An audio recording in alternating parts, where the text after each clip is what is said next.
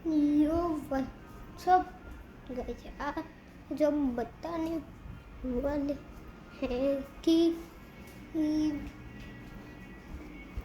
मैं face reveal कब करूँगा, तो फिर मैं करूँगा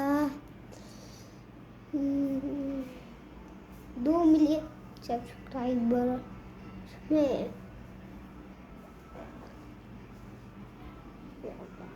और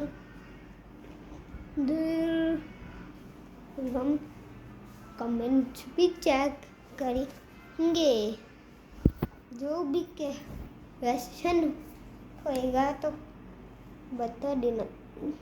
जैसे डीके डॉस को के Q&A की वीडियो में इतनी वो कमेंट के नाम पे क्वेश्चन की लिस्ट बना दी थी, तो फिर उसकी तरफ में भी लिस्ट बना देना।